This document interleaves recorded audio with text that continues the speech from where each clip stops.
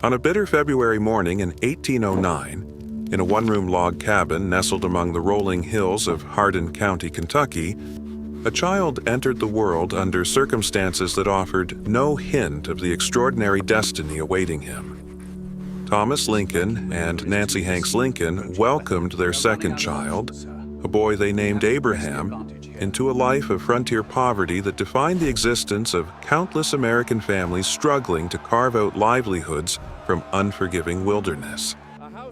The cabin where Abraham Lincoln first drew breath measured roughly 16 feet by 18 feet, with a dirt floor, a single window, and crude furnishings that represented everything the family owned.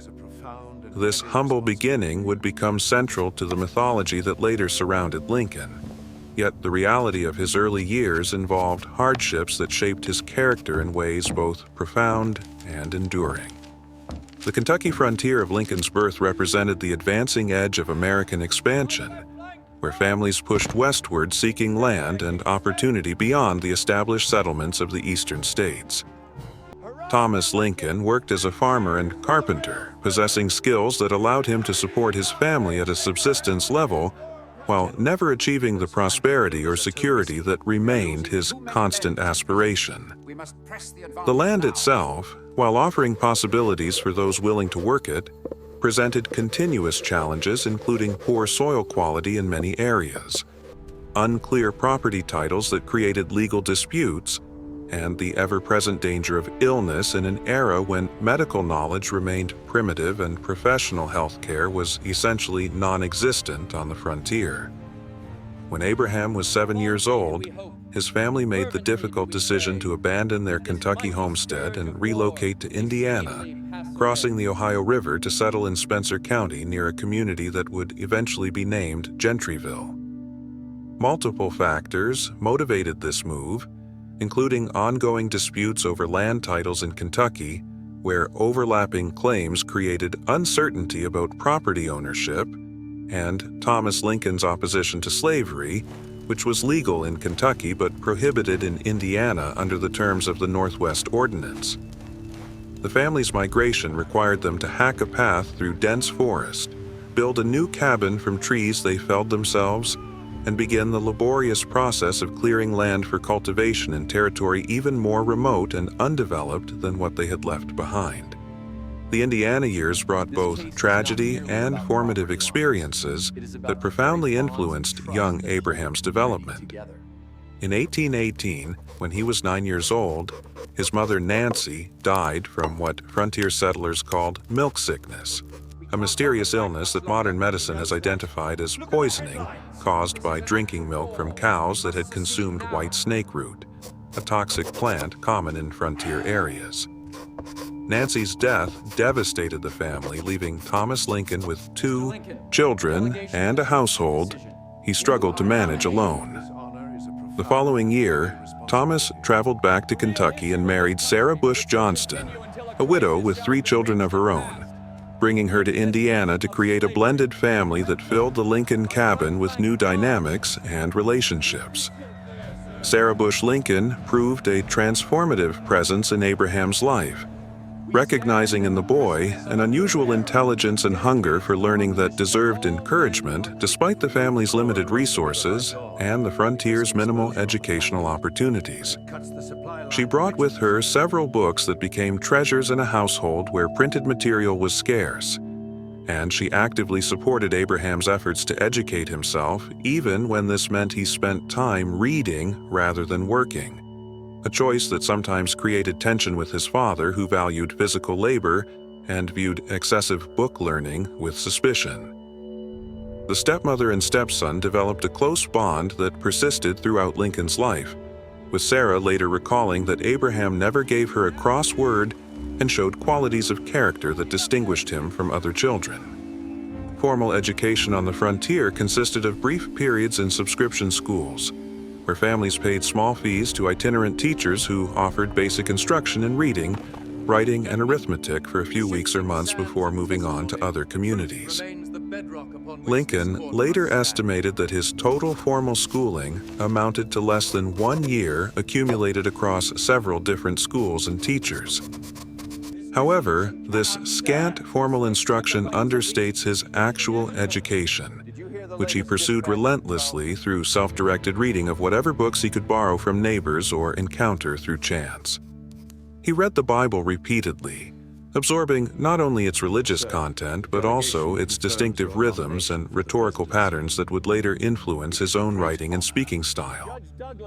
Among the books that shaped Lincoln's thinking were Aesop's Fables, which taught moral lessons through memorable stories.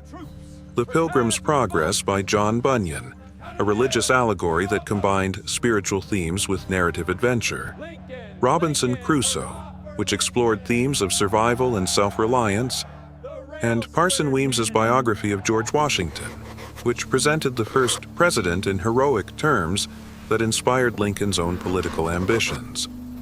He also studied grammar books, arithmetic texts, and volumes of poetry, including works by Robert Burns and William Shakespeare, whose plays he would quote throughout his life. His method of learning involved writing out passages to fix them in his memory, doing arithmetic problems on any available surface, including the back of a wooden shovel he used for fireplace work, and reading aloud to develop his sense of how language sounded and flowed. Physical labor dominated Lincoln's youth, as frontier farming required endless work that engaged the Esad's entire family. He split rails for fences, plowed fields, planted and harvested crops, tended livestock, and performed countless other tasks that built the physical strength for which he became noted in adulthood, eventually reaching a height of 6 feet 4 inches that made him extraordinarily tall for his era. His strength and his skill with an axe became legendary in local communities, yet he apparently disliked hunting and fishing, preferring intellectual pursuits when circumstances allowed. Neighbors remembered him as someone who would pause in his work to read when he had the opportunity, sometimes to the frustration of those who employed him and expected continuous labor. In 1830, when Lincoln was 21 years old, his father decided to move the family once again, this time to Illinois, where reports suggested better land and greater opportunities awaited. The family settled near Decatur in Macon County, where Abraham helped his father build yet another cabin and break prairie sod for farming. However, the following year, Abraham struck out on his own, having reached his majority and fulfilled his obligation to contribute his labor to his father's household. He moved to New Salem, a small village on the Sangamon River, where he would spend the next 6 years in experiences that transformed him from a frontier laborer into an aspiring professional and politician. New Salem, though small with a population that never exceeded about 25 families, offered Lincoln exposure to a wider world than he had previously known. He worked initially as a clerk in a general store owned by Denton Offutt, a position that brought him into contact with the community's residents and traveling merchants while giving him experience in business operations and commercial transactions. Offutt promoted Lincoln enthusiastically, boasting about his employees' physical strength and intellectual abilities in ways that brought Lincoln to local attention. When Offutt's business failed, after about a year, Lincoln formed a partnership with William Berry to operate their own store, but this venture also failed, leaving Lincoln with debts that would take him years to repay and that he referred to as his national debt. During his New Salem years, Lincoln pursued multiple paths toward advancement and self-improvement with an energy and determination that impressed those around him. He served as postmaster, a position that paid little but allowed him to read newspapers before delivering them, thereby keeping informed about political developments and public affairs. He worked as a deputy surveyor, a position that required mathematical skills he acquired through self-study and that took him throughout the surrounding region, giving him knowledge of the land and connections with settlers. He joined a debating society where he developed his skills in public speaking and logical argumentation, overcoming an initial awkwardness to become an effective advocate capable of marshaling evidence and constructing persuasive arguments. Most significantly, Lincoln began studying law during his New Salem years, borrowing books from John Todd Stewart, a Springfield attorney who recognized Lincoln's potential and encouraged his legal studies. Lincoln pursued this education entirely through self-directed reading, as formal law schools were rare, and most attorneys qualified for practice through apprenticeship or independent study followed by examination. He read Blackstone's Commentaries on the Laws of England, which provided comprehensive overview of common law principles, various statutes and legal treatises, and whatever court records and legal documents he could access. His method involved intense concentration, often reading the same material multiple times while walking in the woods to avoid distractions, working through complex legal reasoning until he fully grasped the principles involved. Lincoln's entry into politics occurred in 1832 when he announced his candidacy for the Illinois General Assembly, running as a member of the Whig Party, which advocated for internal improvements, protective tariffs, and active government support for economic development. His first campaign ended in defeat, finishing 8th in a field of 13 candidates seeking 4 seats. Yet he performed remarkably well in his home precinct of New Salem, where voters who knew him personally gave him overwhelming support. This result suggested that his personal qualities impressed those who encountered him directly, even if his lack of prominence and resources prevented broader success in his initial political effort. Between his first unsuccessful campaign and his second attempt in 1834, Lincoln served briefly in the Black Hawk War, a conflict between Illinois militia and Sauk and Fox peoples led by the warrior Black Hawk who attempted to reclaim lands in Illinois from which they had been displaced. Lincoln volunteered and was elected captain of his militia company by his fellow volunteers, a position that gave him leadership experience and pride despite the fact that his unit never engaged in actual combat. He later joked about his military service, noting that while he never fought Indians, he had many bloody struggles with mosquitoes. Yet the experience provided him with friendships and connections that proved valuable in his subsequent political career. In 1834, Lincoln ran again for the Illinois legislature and this time won election, beginning a legislative career that would span 4 terms and 8 years. He moved to Springfield, which became the state capital during his tenure, and established himself as a rising figure in Whig politics. His legislative service focused largely on internal improvements, including roads, railroads, and canals designed to facilitate economic development, as well as financial matters involving banks and currency. He proved an effective legislator skilled in building coalitions and negotiating compromises that could command majority support, demonstrating political abilities that complemented his growing legal expertise. Lincoln gained admission to the bar in 1836, having passed the required examination and demonstrated sufficient knowledge of legal principles to practice law. He began his legal practice in partnership with John Todd Stewart, whose mentorship had been crucial to Lincoln's legal education. The partnership lasted until 1841, when Lincoln formed a new partnership with Stephen T. Logan, a highly skilled attorney who helped Lincoln refine his legal techniques and courtroom strategies. In 1844, Lincoln established what would be his final partnership with William Herndon, a younger attorney who would later write extensively about Lincoln's life and character, providing valuable though sometimes unreliable information about Lincoln's personal qualities and professional practices. Lincoln's legal practice grew steadily, making him one of the most prominent attorneys in central Illinois by the 1850s. He handled a wide variety of cases, including property disputes, contract disagreements, criminal defenses, and corporate matters, developing expertise across multiple areas of law rather than specializing narrowly. Twice each year, he traveled the judicial circuit, a route covering several counties where judges and attorneys moved from courthouse to courthouse hearing cases in rural communities that lacked permanent legal institutions. These circuit travels, which could last several months, brought Lincoln into contact with people throughout the region, built his reputation, and provided experiences that deepened his understanding of American society in its diverse manifestations. His courtroom style emphasized clarity, logical reasoning, and appeal to common sense rather than elaborate oratory or technical legal maneuvering. Colleagues and observers noted his ability to distill complex legal issues into fundamental principles that jurors could readily understand.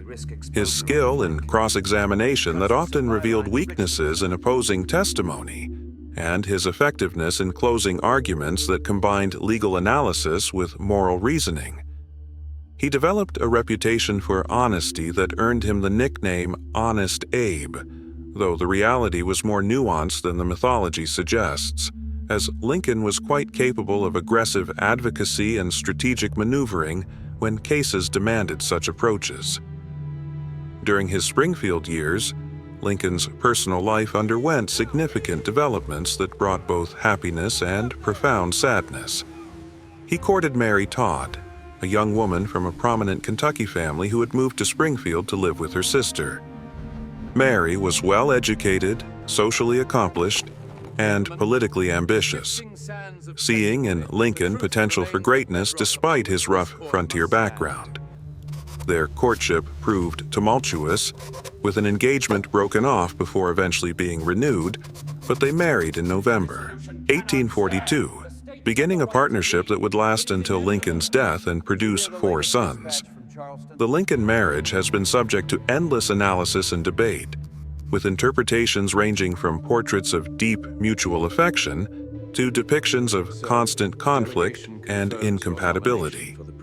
The truth likely lies somewhere between these extremes, involving genuine love and shared political ambitions combined with tensions arising from personality differences, financial pressures, and the profound grief that haunted both partners. Mary suffered from severe headaches and mood swings that modern analysts have attributed to various possible causes, including bipolar disorder, while Lincoln experienced bouts of deep melancholy that he called his hypo, likely representing clinical depression that periodically overwhelmed him despite his outward success and apparent confidence. Tragedy struck the Lincoln family repeatedly through the deaths of children, experiences that marked both parents permanently. Their second son, Edward, died in 1850, just before his 4th birthday, apparently from tuberculosis, devastating Mary and deepening Lincoln's own tendency toward melancholy reflection on life's sorrows and uncertainties. Later, their 3rd son, Willie, would die in the White House in 1862 from typhoid fever, breaking Mary's spirit and plunging Lincoln into grief that he struggled to manage while leading the nation through civil war. Only their oldest son, Robert, survived to adulthood, while their youngest, Thomas, called Tad, died at 18, shortly after his father's assassination. Lincoln's political ambitions, temporarily set aside during the early years of his legal practice and marriage, revived dramatically in 1846 when he won election to the United States House of Representatives as a Whig from Illinois' 7th Congressional District. His single term in Congress, serving from 1847 to 1849, proved politically damaging rather than career-advancing, primarily because of his opposition to the Mexican-American War that was occurring during his service. Lincoln introduced his spot resolutions, demanding that President James K. Polk identify the precise spot where Mexican forces had allegedly attacked American troops on American soil, the justification Polk had offered for war. Lincoln argued that this spot was actually disputed territory, and that Polk had misled Congress and the American people about the war's origins. This position, while intellectually defensible and consistent with Whig Party opposition to what they viewed as democratic expansionism, proved politically unpopular in Illinois, where the war enjoyed substantial support and where criticism could be portrayed as unpatriotic.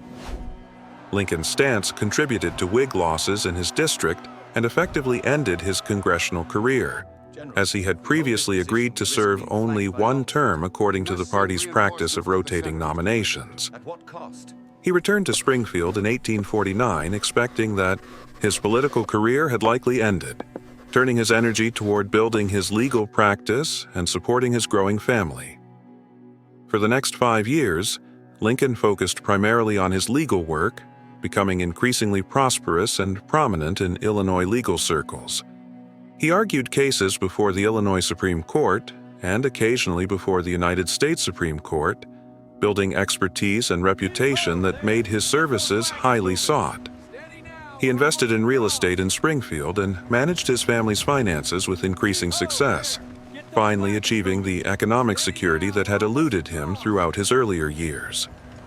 Outwardly, he appeared to have settled into the life of a successful small city attorney, prosperous and respected, but no longer pursuing political advancement. However, events at the national level were developing in ways that would draw Lincoln back into politics and ultimately propel him toward the presidency. The Kansas-Nebraska Act of 1854, introduced by Senator Stephen A. Douglas of Illinois, reignited controversy over slavery's expansion into federal territories by repealing the Missouri Compromise of 1820 and instead allowing territorial settlers to decide the slavery question for themselves through popular sovereignty. This legislation outraged many Northerners who viewed the Missouri Compromise as a sacred agreement that had maintained sectional peace by limiting slavery's geographic expansion. Lincoln, who had long opposed slavery's extension while acknowledging constitutional protections for the institution where it already existed, found himself intellectually and morally compelled to re-enter political life in opposition to the Kansas-Nebraska Act. Lincoln's return to active politics began with speeches throughout Illinois denouncing the Kansas-Nebraska Act and articulating his position that while the Constitution prevented federal interference with slavery in states where it existed, the federal government had both the authority and the moral obligation to prevent slavery's expansion into territories. His position sought a middle ground between abolitionists who demanded immediate emancipation and those who showed indifference to slavery's expansion, arguing that containing slavery geographically would place it on a path toward ultimate extinction while avoiding the constitutional crisis that direct federal abolition would provoke. This position would define his political stance throughout the remaining years before his presidency. In 1858, the Illinois Republican Party nominated Lincoln to challenge Stephen A. Douglas for his Senate seat, setting up a contest between the state's two most prominent political figures. Lincoln's acceptance speech delivered to the Republican State Convention in Springfield contained the famous phrase, "A house divided against itself cannot stand," arguing that the nation could not permanently endure half slave and half free, but must eventually become all one thing, or all the other. This speech, while eloquent and memorable, alarmed moderate voters who feared it, suggested Lincoln favored immediate conflict over gradual resolution, providing Douglas with ammunition to portray Lincoln as a dangerous radical. The Lincoln-Douglas debates, 7 encounters held in different Illinois cities during the fall of 1858, became among the most famous political debates in American history, showcasing fundamentally different visions of American democracy and the slavery question. Douglas argued for popular sovereignty and white self-government in territories, denying federal authority to impose either slavery or freedom on territorial settlers. Lincoln argued that the Declaration of Independence's assertion that all men are created equal established a moral foundation requiring opposition to slavery's expansion, even while acknowledging that political realities and constitutional limitations prevented immediate abolition. The debates drew enormous crowds, with thousands gathering to hear arguments that sometimes lasted several hours, demonstrating the intensity of public engagement with these fundamental questions. Lincoln's performance in the debates enhanced his national reputation, even though Douglas won re-election, as legislative districts drawn to favor Democrats gave Douglas supporters a majority in the state legislature that chose senators. Lincoln's arguments, widely reprinted in newspapers throughout the North, established him as a leading voice of moderate anti-slavery sentiment, someone who combined moral opposition to slavery with respect for constitutional limitations and rejection of abolitionist radicalism. This positioning proved crucial to his political future, as it allowed him to appeal to voters who opposed slavery's expansion without alienating those who feared social upheaval or constitutional crisis. Over the following 2 years, Lincoln delivered speeches throughout the North, building his national profile and articulating positions that resonated with growing numbers of voters disturbed by slavery's apparent advance. His address at Cooper Union in New York City in February 1860 proved particularly significant, presenting historical evidence that the Constitution's framers intended federal authority over territories to include power to prohibit slavery, thereby undermining Douglas's popular sovereignty arguments.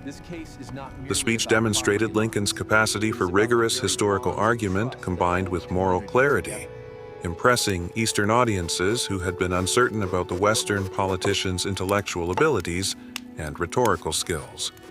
When Republicans gathered in Chicago in May 1860 for their presidential nominating convention, Lincoln emerged as a compromise candidate able to unite different party factions.